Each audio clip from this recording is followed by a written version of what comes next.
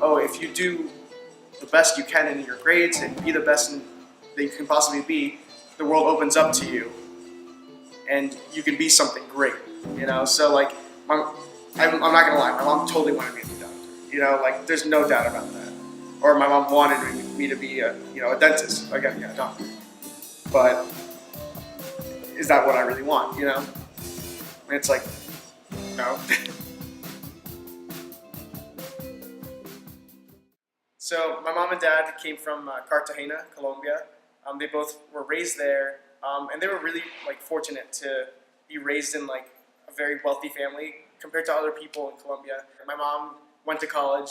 My dad went to college. My mom one day was just chilling, looking out her porch and saw like kids playing, and she was like, I think around 28 or something like that. She was like, wow, do I really want my kids to be raised here? My mom was like, I'm gonna go over to the US. You don't have to come with me, but that's where I'm going to be. And this is like a huge thing just because you're leaving your entire family, you're leaving everybody behind to go into the unknown in order for your children to get something more, something better, which is crazy. The pressure was on always, and especially for my mom.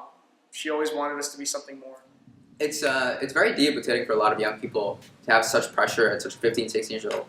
I remember going through that in high school. Just all my friends had already chosen careers, and I'd be like, I don't know what the fuck I want to do. I always remember going through school, and I would do well in school, I think, like especially for the early years, 8th and 9th grade. But just being like, what am I doing? You know what I mean? So I wanted to run cross country, and I sucked. I was really bad at cross country, but I still like wanted to run for some reason. And I think after moving here, I realized like sometimes when you feel like you don't have to do certain things, you can literally stop doing them, and you'll be fine. So my parents were a little bit different from other families in the sense that they knew that I had artistic ability and they wanted me to hone that. I would say I grew up in a loving environment, but sometimes art in itself has hurt me. They started sending me to South Indian vocal lessons. I learned from various teachers for like over 10 years, and I wonder if they hadn't actually pushed me so hard in that direction, if I would have quit earlier. It was kind of rough because I kind of hit a wall there. I would say that like I still sing from time to time, like in my religious community, or like to practice. Like I haven't completely let it go, but I don't like take classes with a teacher anymore. They would just like pop quiz me all the time to a point where I just like started to really hate it. Like I started to hate this music, which makes me sad because it's actually really beautiful. And now that I have taken a step back, I can listen to it and enjoy it and appreciate it and love it for what it is and not for the pressures that it has given me in my life. In high school, I saw a show that the school theater company had put on, and I was like, that's pretty cool. That's an opportunity for me to sing, and I like singing. So I'm gonna go out and do the thing. When I was 3 years old, I got one of the best presents I could have ever gotten. My first stack guitar that was a piece of crap. I'd pluck on that till like the day ended. My mom and dad bought me that guitar, obviously, so they're a huge reason why I love music so much. My parents were the ones who introduced me to stand-up comedy. The first stand-up comedian I ever saw was Russell Peters, because my dad loved Russell Peters. Someone recommended it to him, and my dad and mom would just like, sit on the couch and watch like all his specials. I walk in, I'm like, yo, I need some passport photos. The guy goes, no problem, buddy, sit down. Which really pissed me off because he was a white guy, and I don't know why he was talking like that, right? I looked up other stand-up comedians, and I didn't know at the time that I would ever do it. I just knew I really liked it. But I also remember thinking, I was very arrogant. I remember thinking, I could probably do this because they're just up there talking.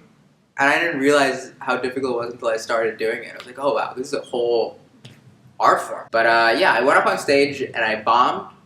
And I got off and I was like, this is going to be a problem. Because I'm in love with this and I have at that point other plans for my life. But I'm very certain that I'm in love with this, so we'll have to figure that out. So I saw theater at first as an opportunity to sing, and then I realized that I liked acting. And acting is one of the things that I continue to love to do as well. So I love all the aspects of theater, even though I started out as a singer. I told my mom, like, oh yeah, Mom, like, I can't wait one day when I work with you. And my mom was like, you're not working with me ever. You're not, like, my mom's a dental assistant. She was like, you're never going to be a dental assistant. Are you kidding me? You're going to own your own office and be a dentist. And I was like, okay. She wanted me to be anything great, not even just a dentist. Like, she was like, oh man, I want you to be a doctor one day. oh, it would be fantastic if you were this one day. Because it's sort of insane to structure your entire life around a career if you don't truly love that career. People are like, yeah, no, I'm going to be a doctor. I'm going to get into a 7-year med program. Getting into a 7-year med program is a huge accomplishment. But at the same time, you're locked into med now. You know, if you discover that, you know, you fucking hate everything that isn't organic chemistry and you only get in a classroom, you can't deal with patients and you don't want to be sued by every fucking person, you don't want to be a primary care clinician. I think some immigrant parents don't respect artistic commitments. It's like, oh, this isn't real, or this isn't something worth pursuing, or it's something children do. My parents were never like that. They always knew it was something difficult and worthy to accomplish. I think they've really opened their minds to the possibility now that there are things out there that I care about and love and can succeed in that may not be exactly what they had in mind, but are still valuable and worthwhile. But the flip side of that, they also know how difficult an artist's life can be on the practical level. And there are certain luxuries that I'm just getting used to because of my economic situation that I'm unwilling to give up. And there are certain luxuries that I'm like, I don't need this. I don't need a fucking car. I don't need even a house. I need like a bedroom. That's it. I think they always thought I would be very good at law. They always said that I would be a good lawyer, and I can see it. But I decided that I wanted to study journalism. Now I have realized that I don't really want to be a journalist anymore. The field has changed since Trump took office. And my parents are very supportive of this, so when I told them that I wanted to study journalism, they were like, you would be great at that, like, we support you in that decision. I remember my senior year, I wanted to audition for Mason Gross and be a trombone major. I'm laughing just because it sounds so crazy now that I'm not doing that, you know? Something changed though, so senior year of high school, there's something in my heart that like told me I want to do something different other than music, but it was heavily influenced by what my family was saying and everything. My mom told me straight up, she's like, listen, if this starts blowing up, you know, we'll be very supportive of you pursuing this because, you know, you're going to be able to make money and stuff, but they would just like finish your degree and just wait a little bit, you know, don't rush into things. Show business, when you're a person who doesn't have parents in show business or relatives in show business, feels like this thing that's inconquerable. Because to a large degree, this is a very competitive industry. But I think my current plan is I will work, like I would like to work a day job in New York City, in like the media industry, maybe not necessarily hard news. I especially care about children's media and stuff like that.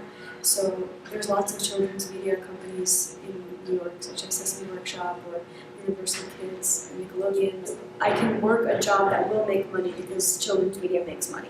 But at a certain point, I've been like, this safety net is really like a crutch because I'm using it as sort of a backdrop. Like, oh, in case I fail. That's like a bad attitude to go into anything. It's like, oh, in case I fail, I'll have this. And I've been trying to explain that to my parents. It's like, look, I'm going to college just because it's my B plan. In order for you to really pursue something at a certain point, you have to be like, look, what am I doing with all this time? If it's not 100% into this one thing, what's the point? If you want to be great, you have to, at some point, take an enormous risk that has no backing. Life is hard, and if you don't allow yourself to like the few things that you may like, it's just making life unnecessarily harder. So my advice, I would say, to people who may feel like they're in a similar position is just like allow yourself to appreciate the things that you appreciate. No one has the right to take that away from you. I know now, deep inside my heart, like what I really, really want to do, and that's still music. It's still, that's why I'm still like in a band right now. That's why I'm doing theater. That's why I haven't given any of this up, because it's what I truly want. But I just don't want to be like wasting time because I might die like tomorrow, and you never know. So. Do what you love. Life is too short.